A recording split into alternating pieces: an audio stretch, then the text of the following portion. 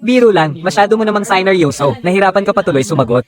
Pero tama ka, bata pa ako. Kaya siguradong mas gagwapo ako sa kanya balang araw. Wala na talagang tatalo sa bilib sa sarili nitong si Kuya Pang-apat. Nagbilin si Kuya Panganay tungkol sa paggaling ni Jiang Yu dito sa bahay natin. Sabihin daw natin sa iba na malayo natin siyang pinsan. Napakaraming tsismosa dito sa nayon. Kaya huwag na nating bigyan pa ng rason para magsalita ang mga tao. Baka masira pa ang pangalan ni Warner. Naiintindihan ko, Kuya Pangatlo. Talagang pinag-aaralan ng maigi ni Kuya Pang-apat ah. Siyempre naman, yung sinasabi mong toyo. Gusto kong subukan kung magagawa ko talaga. Kapag nagawa na yan, paniguradong mas sisarap at babango ang luto natin. Kayang-kaya yan ni Kuya Pang-apat. Hinog na ang mga mais sa likod ng bundok. Isasama ko sina Pang-apat at Pang-5 para mag-ani. Kayo na lang ni Jiang Yu ang matitira sa bahay, kaya nyo ba? Huwag kang mag-alala, Kuya San. Ako na ang bahala sa pagluluto at pag-aalaga sa pasyente. Kuya San, kung makakita ka ng magagandang ligaw na bulaklak sa bundok, huwag mong kalimutang ipitas ako, ha? Papatuyuin ko iyon para gawing sabon, sige ba? Binibining So, kanina ka pa nakatingin. May napansin ka ba? Ako. Ako ba ang tinatanong mo? Nitong mga nakaraang araw habang nagpapagaling ako sa kwarto, palagi kong naamoy ang matapang na halimuyak ng asmendas sa bakuran. Kaya nagtataka ako kung anong ginagawa ninyo. Gumagawa kasi ako ng sabon. Kapag niluluto ito, kumakalat ang bango nito sa buong bakuran. Ayaw mo ba sa amoy na ito? Mabango naman siya. Sabon. Anong klaseng bagay yon? Ngayon ko lang yata narinig yan. Ginagamit yan sa paglalaban ng mga damit. Mas nakakalinis ito kaysa sa mga ordinaryong halamang panlaba. At naiiwan pa ang bango nito pagkatapos maglaba. Ang damit na suot mo ngayon ay nilaban gamit ito. Pero hindi asmendas ang amoy niyan. Ang ginamit na panlaba sa suot mo ay itong sabang gawa sa gatas ng kambing. Amuyin mo nga, di ba may banayad na amoy ng gatas? Pwede rin itong gamitin pang hugas ng kamay, panghilamos, at panligo. Hinaluan ko ito ng langis ng almendres kaya maganda ito sa balat. Ipapasubok ko sa iyo mamayang gabi kapag naghilamos ka. Oo nga, may amoy gatas siya. Ikaw ba ang nakaisip ng lahat ng ito, HMM? Kapag gumaling na ang mga mata mo, at makita mo ito mismo, malalaman mo kung gaano ito kaganda gamitin. Kung gayon, aabangan ko yan. Sabi ng pangalawang kuya mo, noong araw na iyon sa templo ng lupa. Ikaw daw ang nagpumilit na iligtas ako. At kinumbinsi mo pa siya. Nangako ako sa kanya ng mga ginto, pilak at kayamanan. Pag-uwi ko, pero tinanggihan niya itong lahat. Kaya sinabihan niya akong tanungin ka kung ano ang gusto mo, Binibining So. Ngayong nandito na tayo at nag-uusap. Taos puso akong nagpapasalamat sa iyo, Binibini. Wala akong sapat na pambayad sa utang na loob ko sa pagligtas mo sa akin. Kung ano man ang gusto mo, Binibining So, sabihin mo lang. Basta't kaya ko itong gawin. Tiyak na ibibigay ko ito ng maluwag sa kalooban. Bakit mo pa sinasabi yan? Pumayag ka na ng bayaran ng gastusin at panggamot sa pangalawa kong kuya. Bakit pa ako hihingi ng kahit anong kapalit? Isipin mo na lang natanda ito ng pagkakaibigan natin. Pero Binibini, buhay ko ang iniligtas mo. Hindi ito kayang tumbasan ng simpleng bayad lang sa panggamot. Hindi mapapanatag ang loob ko kung wala kang tatanggapin. Kaya kung ganoon, Ginoong Jiang, tandaan mo na lang muna ang utang na loob na ito. Balang araw, kapag nangailangan ako at lumapit sa iyo, saka mo na lang bayaran ng pabor na ito, ayos ba? Bakit? Ayaw ba ni Ginoong Jiang? Tatanggi ba naman ako? Masusunod ang gusto mo, Binibining So. Sige, magsumpaan tayo. Bawal nang bawiin, ha? Sumpaan at seliado. Kapag binitawan na ang salita, hindi na pwedeng bawiin. Kapag binawi mo yan, magiging tuta ka sa susunod mong buhay. Sige, kung babawiin ko man ang salita ko, sa susunod na buhay, isisilang akong hayop para maging alagang tuta mo, Binibining So. Nga pala, ito ang medalyong jade na ibinigay mo sa akin noong isang araw. Iningatan ko ito ng mabuti. Pumayag ka na nga magbayad sa panggamot at tinanggap ko pa ang utang na loob mo. Kaya bawiin mo na itong medalyong jade. Masyadong mahalaga ito. Ang mga bagay na naibigay ko na, ay hindi ko na binabawi. Ang sumpaan ng utang na loob ay kailangan din ng patunay. Itago mo na yan, Binibini. Sige, kung yan ang gusto mo. Saka nga pala, huwag mo na akong tawaging Binibining So, napaka-formal namang pakinggan. Tawagin mo na lang akong Suwan. Sige. Suwan. Pang-4 at pang-5 kuya, halik kayo rito saglit at alalayan nyo siya. Bumalik ka na sa loob at humiga. Pasensya na sa abala sa inyong dalawa. Magpahinga ka ng mabuti, Ginoong Jiang. Nagbili ng panganay at pangalawang kuya. Nababantayan ka namin ng mabuti. Tawagin nyo na lang akong Jiang Yu. Kapatid kong Suwan, nagdala ko rito ng mga punla ng repolyo para sa inyo. Itanim nyo na agad habang hindi pa mainit ang panahon. Pagsapit ng taglamig, pwede na iyang anihin. Itago nyo sa imbakan at sapat na iyan pangkain sa buong taglamig. Ate Shaolan, bumalik na sa akademya sa bayan ng kuya ko ngayon. Ganun ba? Mabuti yan. Oo, mahalaga ang pag-aaral. Salamat, Ate Shaolan, at sinadya mo pa talaga kami dito. Kasya na ba ang 4 na barya para sa mga punla na to? Hindi namin pwedeng tanggapin ito ng libre. Naku, huwag na. Tanim lang naman yan sa sarili naming bakuran. Wala naman masyadong halaga yan. Dinalhan ko lang talaga kayo. Hindi ko pwedeng hayaan na patuloy nilang gamitin ang utang na loob. Kapag naipon ang mga maliliit na pabor, paano kung gamitin nila to para konsensyahin si kuya araw-araw? Dahil ayaw tanggapin ni Ate Jowlan ang bayad. Bibigyan na lang kita ng sabang gawa sa gatas ng kambing para magamit mo. Di ba sabi mo dati, maganda itong gamitin? Sige na, kunin mo na at subukan. Dapat may bigayan para walang utang na loob. Napakabuti at dalisay pa naman ang puso ni kuya. Hindi siya pwedeng paglaruan ng mga taong may masamang balak. Habang nandito ako, hindi magtatagumpay ang maitim nilang balak ngayong katapusan ng taon. Napakabait talaga ni Kapitan. Lagi niya tayong binibigyan ng mga punla.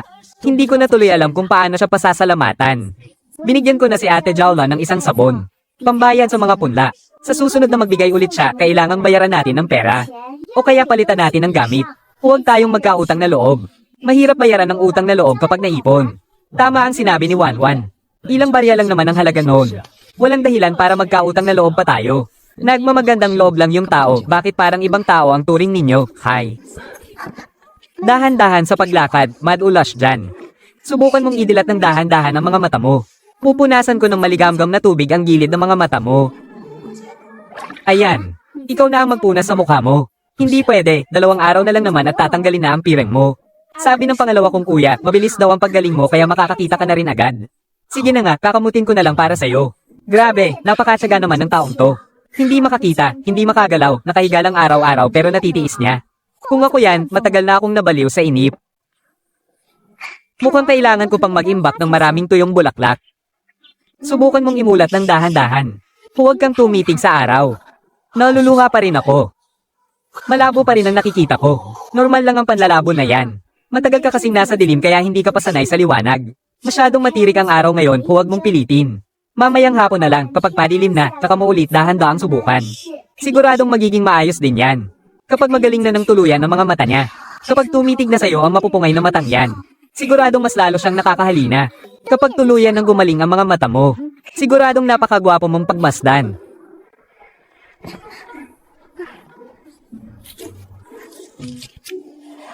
Ang bilis naman niyang gumawa. Hindi pwede, kailangan kong bilisan para makahabol. Jiang Yu, hindi ka ba nababagot dyan? Ayos lang naman. Nakakapagpapanatag ng isip ang paggawa nito. HMM, sige, ikaw ang bahala. Ako kasi talagang hindi mapakali. Masyadong nakakaubos ng pasensya ang trabahong to.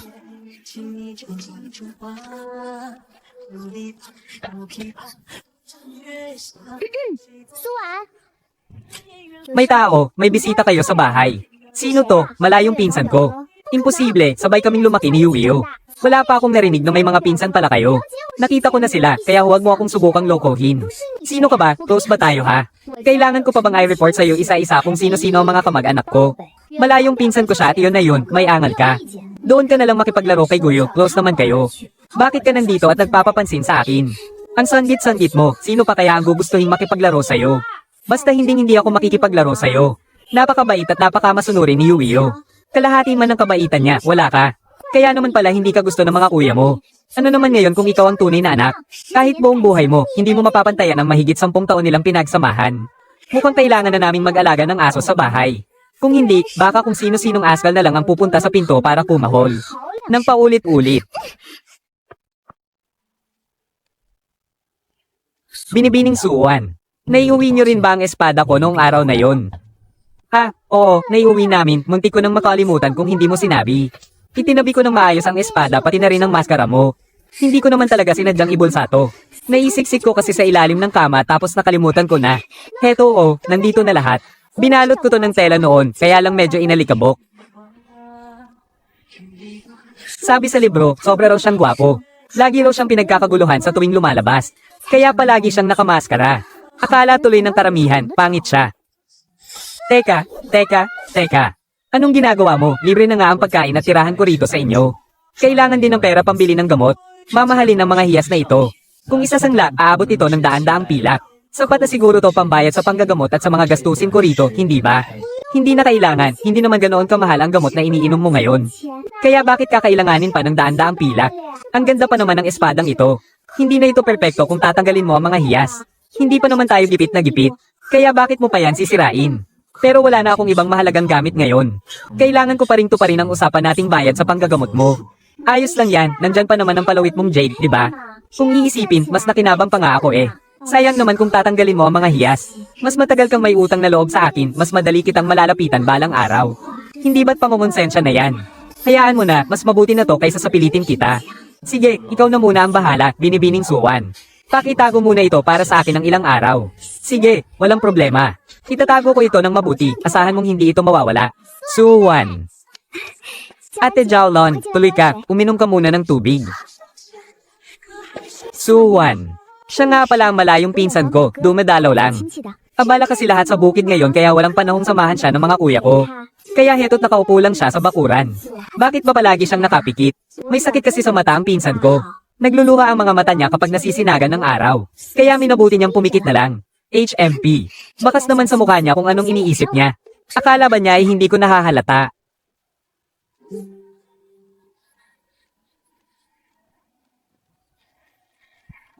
Kumusta? Nakakakita ka na ba ngayon? Kung makakakita na ulit, hindi na kailangang hugasan ng mga mata umaga't gabi.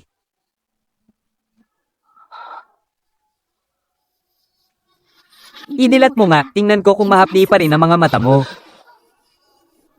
Kasi hindi pa rin siya masyadong makakita eh. Nakapagtataka naman. Sabi ni pangalawang kuya, maayos naman daw ang paggaling niya. Hay, hayaan mo na, ayos lang. Magtiis lang muna tayo, bubuti rin ang lahat. Araw-araw ganito ang kinakain mo, siguradong nakakasawa na, di ba? Kapag naibenta ko na itong mga sabon, ibibili kita ng manok para magsabaw at lumakas ka. Makakain lang, sapat na. Hindi naman ako maarte sa pagkain. Ang mabuhay pa nga lang, laking pasasalamat ko na.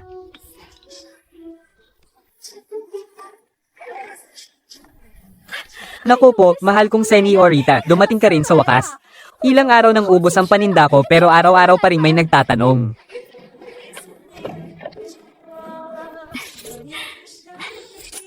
Sinasabi ko sa'yo, sikat na sa buong bayan ang mga sabon mo. Ang daming nagpapareserba. Dapat damihan mo na ang dala sa susunod ha. Sige, pero baka yumanti na ang mga sabang amoy bulaklak. Konti na lang kasi ang mga namumulaklak ngayon eh. Masyadong matrabaho ang paggawa. Pero malapit na akong maglabas ng bagong sabon para sa buhok. Espesyal na panlinis ng buhok. Ikaw na muna ang baalang mag-alok ng sabang pambuhok ha. Sige, ako na ang bahala dyan. Wan, bibili ka ba ng tela para gumawa ng damit? Bakit naman yan ang pinili mo? Hindi naman para sa akin ito eh. Para kay kuya ito. Palamig na ng palamig ang panahon. Dalawa lang kasi ang uniforme ni kuya doon sa akademya. Kumukupas na nga sa kakalaba eh. At ang nipis pa. Napakahalaga ng pagsusulit niya sa susunod na tagsibol, paano na lang kung sipunin siya sa lamig. Hay, tatahiin ko na lang tapos ipapadala ko sa kanya. Napakatipid pa naman nun, siguradong tatanggi yon kapag sinabi ko. Pangatlong kuya, tingnan mo nga itong asul abo, ayos ba? Hindi ito lapitin ng dumi at magiging kagalang-galang tingnan ng isang scholar kapag suot ito. Kahit ano pang piliin mo, maganda yan. Ginoo, magkano po ang bayad sa pagpapatahi? 50 tanso ang bayad para sa isang ordinaryong balabal. May dagdag na bayad kapag may sapin ng jacket, 30 tanso ang bawat kilo ng bulak. Kung gagawa ng 2 manipis na jacket, kakailanganin ng hindi bababa sa 3 kilong bulak. Boss, kukuha po kami ng 4 na simpleng damit at isang pares ng bota. Dahil sabay kaming nagpagawa ng mga damit at bumili ng sapatos dito sa inyo. Mga suki na ninyo kami. Wala na po bang bawas yan? Kung susumayin ng bayad sa pananahi ng damit, ang telang bulak at ang mga sapatos, aabuti ng 3 pilak at 30 barya. Tatanggalin ko na ang butal, 3 pilak at 20 barya na lang. Konti pang bawas, boss. Lumalakas na po kasi ang lamig ngayon, kailangan na pong bumili ng makapal na damit ng buong pamilya namin. Kaya kung bibigyan niyo po kami ng mas murang presyo, dito na po kami palagi magpapagawa ng mga damit namin, ayos po ba yon? Ano ba ninyo si Sujing? Kuya ko po siya. Kapatid ka pala ng pantas na si So. Bakit hindi mo agad sinabi? Magaling sa pag-aaral si So at napakabuting tao pa. Siguradong malayo ang mararating niya. Para sa kanya, babawasan ko pa ng 10 barya ang babayaran nyo. 3 pilak at 10 barya na lang. Maraming salamat po, boss. Napakabuti niyo po talaga. Wan, sapat na yung binili mo para kay kuya. Hindi na namin kailangan, araw-araw naman kaming nagbabanat ng buto sa bukid. Pwede pa namang suotin itong mga luma naming sapatos. Wala nang dahilan para gumastos pa ng dagdag. Pangatlong kuya, butas-butas na nga ang unahan ng sapatos ninyo eh. Punpod na rin ang ilalim, kikitain pa rin naman natin ang pera kung maubos man yan. Hindi pwedeng magkasakit kayo sa lamig pero ikaw ang kumita ng perang ito. Dapat itago mo yan para sa sarili mo. Tinulungan mo na kaming magbayad ng 30 pila para sa mga utang natin. Tapos gagastusin pa namin ulit ang pera mo. Nakakahiya naman kami kung ganon. Pangatlong kuya, sa mga sinasabi mo, parang hindi mo naman ako tinuturing na pamilya eh. Ako nga ang nakaisip sa paggawa ng sabon. Pero sa pagpapakulo ng langis, pagsala ng lihiya, at mismong paggawa, Pati na rin sa pagbabalot. Hindi ba kayo rin ang palaging tumutulong? Sinasabi ko lang naman kung ano ang gagawin. Lahat tayo ay pinaghirapan ng perang ito kaya walang sa iyo at sa akin dito. Huwag mong sabihin. Hanggang ngayon ay hindi nyo pa rin ako matanggap bilang kapatid ninyo. Hindi naman sa ganoon, Wanwan. Huwag ka nang mag-isip ng kung ano. Matagal na rin kasing gipit ang pamilya natin. Sa pagpapalaki ni na tatay at nanay sa 6 na anak tapos pinaaral pa tayo. Ang bibigat pa ng mga buwis na binabayaran kaya wala talaga tayong naipon. Kumikita ka na, dapat nagtatabi ka rin ng para sa sarili mo. Kuya, bata pa naman ako eh. Umaasa ang buong pamilya na magtatagumpay ang panganay nating kuya. Pero alam kong lahat kayong mga kuya ko ay may mararating. Hindi kayo habang buhay na makukulong sa bundok na ito. Kaya ang mga ginagawa ko para sa inyo ngayon, ginagawa ko rin para sa sarili ko. Bakit? Kapag umasenso na ba kayo balang araw, papabayaan nyo na lang ba ako? Aba, hindi mangyayari yon. Kapatid ka namin, alagaan ka namin habang buhay. Oh, edi ganon din yon. Pamilya tayo, iisa ang dugo natin, bakit pa natin kailangang magkwentahan? Sa hirap at ginhawa, magkakasama tayo, di ba? Maraming salamat sa'yo, Wanwan. Nako, nakalimutan ko palang bumili ng manok na ipinangako ko kay Jiang Yu. Saan kaya may nagtitinda ng native na manok dito? Ate. Ay, ikaw pala, Xiao Kui. Kasama mo bang magbenta ng mga sisiw ang lola mo ngayon? Ubus na po ang mga sisiw namin. Sinamahan ko po si lola na bumili ng gamot. Sa Jishantam ba kayo pupunta? Opo. Sakto, pupunta rin ako roon para dalhan ng gamit ang pangalawa kong kuya. Sabay na tayo. Hiha. Ikaw yung bumili ng mga sisiw namin noong nakaraan, di ba? Opo, lola, ako nga po. Mabuti na lang at binigyan mo kami ng patas na presyo noong nakaraan. Kundi, tatawarin pa sana nila kami ng napakababa. Mahirap lang ang buhay naming maglola. Wala po yun, lola. Pare-pareho lang po tayong nahihirapan sa buhay. Total pareho naman tayo ng pupuntahan. Magsabay-sabay na po tayo. Ba't kayo naparito? Sinamahan ko si Wanwan na maghatid ng mga paninda. At iginawa rin niya ng bagong damit ang panganay nating kuya. Ibinili pa niya tayong lahat ng mga bagong sapatos. Salamat, Wanwan. Paano mo nalaman ang sukat ng sapatos ko? Alam ni kuya yan eh. Kamusta na pala ang mga mata niya? Medyo umayos naman kumpara dati. Pero malabo pa rin daw ang paningin niya. Ipagpatuloy mo ang paghugas niya ng gamot sa loob ng 2 araw. Kung hindi pa rin bubuti, magpapaalam akong umuwi sandali. Ineng, kung gusto mong bumili ng manok, sa akin ka lumapit ah. Sariling alaga namin tong mga native na manok. Malalayang nakakatakbo sa bundok ang mga yan. Siguradong malinam namang karne nito. Sa iba, 12 barya ang bawat kilo. Ibibigay ko sa iyo ng 10 barya bawat kilo. Talaga po, nako, ang galing naman. Kaya lang, baka hindi po madaanan ang bahay nyo, lola. Kung masyadong malayo o mahirap daanan, huwag na lang po. Nasa tabi lang ng kalsada ang bahay namin sa nayo ng Feng Shui papuntang Shanyangao. Anong masarap na pagkain ang binili nyo? Manok to, para kainin ba to o aalagaan? Kumita tayo kaya masarap ang hapunan natin, maglalaga tayo ng manok mamaya. May mga regalo pa kami, pangatlong kuya, ilabas mo na. Ibinili kayo ni Wanwan ng bagong sapatos na yari sa bulak. Sukatin nyo kung kasya sa inyo. Pang-4 na kuya, hindi ka pa naghuhugas ng paa, isusuot mo na agad. Hindi ka ba natatakot na bumahoy ang bagong sapatos? Sa bagay, isusuot ko na lang mamayang gabi kapag nakapaghugas na ako ng paa. Pareho lang ng presyo ang langis ng almond at mantika ng baboy. Mas maganda ang kalidad nito para sa sabon kaysa sa mantika ng baboy at hindi pa kailangang pakuluan para kunin ang latik. Mula ngayon, langis ng almond na ang gagamitin natin. Nakakapagod sigurong maglakad buong araw, no? Hindi ah. May nasakyan naman akong karito ng kalabaw at si pangatlong kuya ang nagbuhat ng mga gamit. Ikaw nga dyan ng pamayat dahil sa araw-araw na pagbabalat ng mais, eh. Dapat kumain ka ng maraming manok mamaya para lumakas ka. Sige ba? Oo nga pala, pumunta ako sa Batika kanina at nakita ko si pangalawang kuya. Sabi niya, kung hindi pa rin daw gumagaling ang mga mata mo, magpapaalam daw siyang umuwi para matingnan ka. Patay. Kapag umuwi si Sumo, siguradong mabibisto niyang nagbubulag-bulagan lang ako. Huwag niyo na pong abalahin si Dr. So. Pakiramdam ko ay mas mabuti na ko. Hindi lang talaga ko sanay sa liwanag. Makapaglipas ng 2 araw, ayos na to. Mabuti naman kung ganun.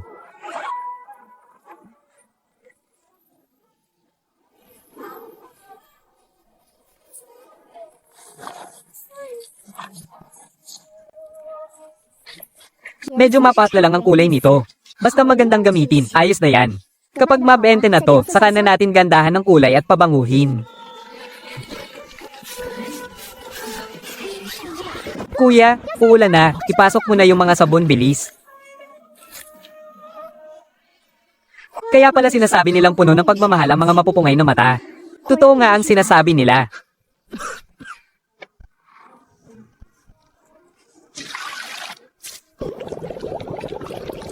Amuyin mo nga, ito ba yung toyo na sinasabi mo? Tama, ganitong ganito ang amoy en-on. Ang galing-galing mo talaga, pang-apat na kuya. Minsan ko lang naman nabanggit sa'yo yun pero nagawa mo talaga. Pang-apat, pwede ba talaga tong panggisa ng ulam? Kuya apat, ang itim naman ito, baka sumakit ang tiyan natin dito ah. Kung masarap ba o sasakit ang tiyan nyo?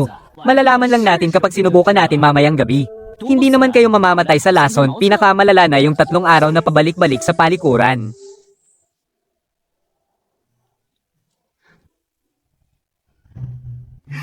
Ang bango naman tingnan nitong pritong tokwa. Siguradong mapaparami ang kanin natin sa karneng to. Mabuti naman at hindi na tayo kakain ng matabang na nilagang gulay. Ang sarap ng ganitong buhay. Ang sarap, bagay na bagay sa kanin. Kuya apat, nagtagumpay ka. Dahil sa toyo na to, lalong sumarap at bumango ang lasa. Ibang level talaga ang sarap. Kuya tatlo, kuya lima, Jangyu, kumain pa kayo. Siguradong masasarapan kayo ng sobra. Masarap, wala na bang iba? Pang-apat, huwag mo na akong pahirapan. Sa ating magkakapatid, ako ang pinakamahina sa pag-aaral. Wala akong alam na mabulaklak na salita, ang masasabi ko lang talaga, masarap. Nang idagdag ang sarsang ito, tumaas agad ang antas ng lasa. Maalat na malinamnam at siksik ang lasa. Lutang na lutang din ang sarap ng sangkap. Di hamak na mas masarap ito kaysa sa matabang na gisa noon. Sa tagal kong naglalakbay kung saan-saan, natikman ko na yata ang lahat ng pambihirang putahe. Pero itong sarsa na to, parang biyaya galing sa langit. Binuhay nito ang buong pagkain. Sobrang kakaiba. Buo na ang isip ko. Mag-iipon ako ng pera para magnegosyo.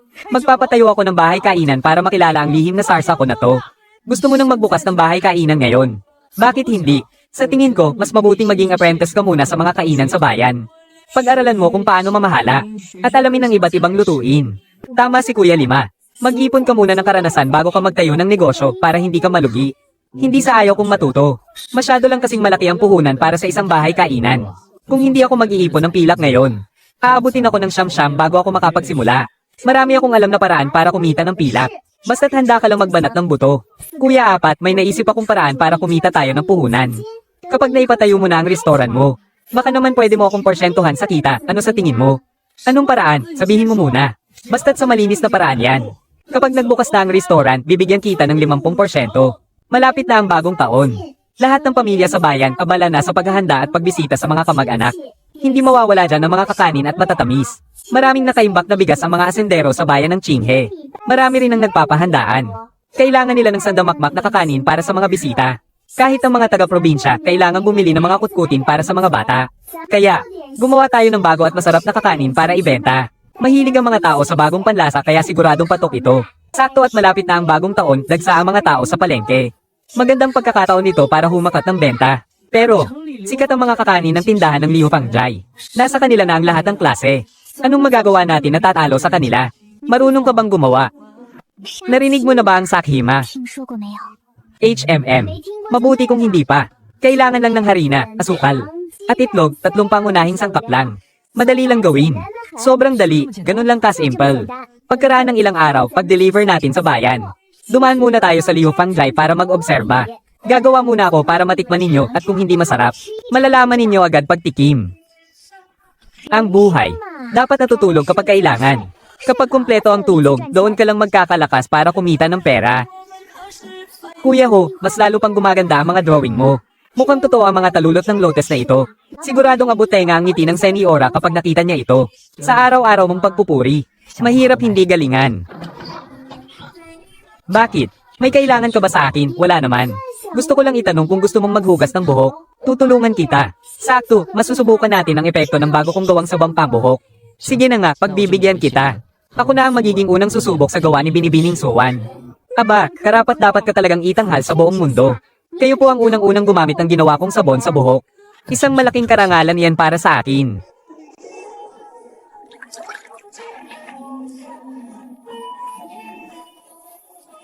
Ano sa tingin mo, ayos ba ang gawa ko? Hindi na masama.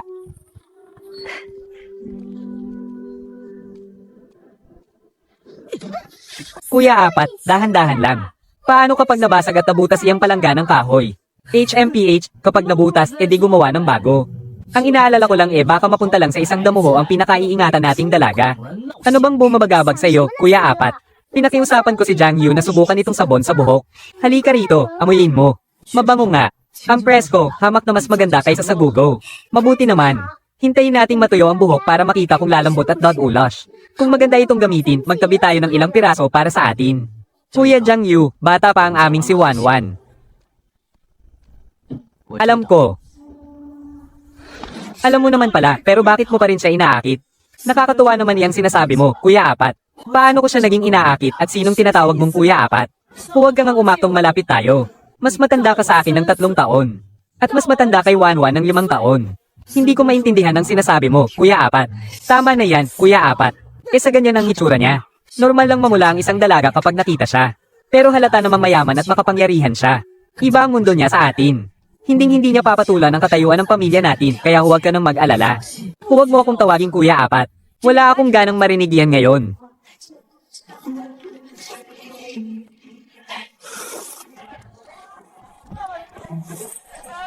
Kuya Tatlo, pakiingatan naman muna ito para sa akin. Matangkad ka't marunong sa pakikipaglaban.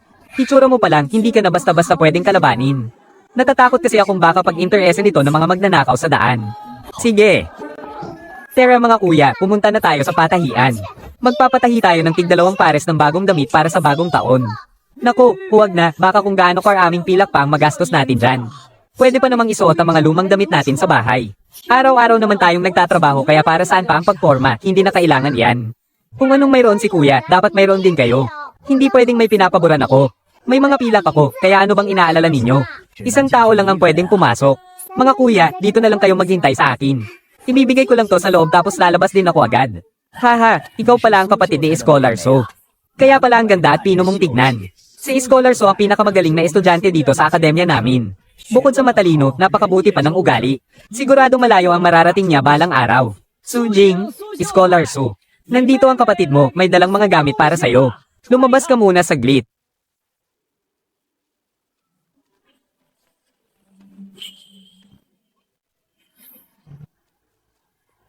Wanwan, napadalaw ka. Ang dami mo pang dalang gamit. Nitong mga nakaraang araw, malaki ang kinita namin ni na Kuya Pang-Apat sa paggawa ng sabon. Kaya iginawa kita ng 2 bagong pares ng damit. Ginaya ko yan sa mga madalas mong sinusuot. Palamig na ng palamig ang panahon. Iba ang buhay dito sa akademya kaysa sa bahay. At nakakapagod din ang mag-aral. Hindi pwedeng magkasakit ka't maantala ang pag-aaral mo. Sa pag-deliver pa lang namin, kumita kami ng 54 na tel ng pilak. Iginawa ko ng tig-2 pares ng panlamig ang lahat ng mga kuya. Para masaya at mainit nating salubungin.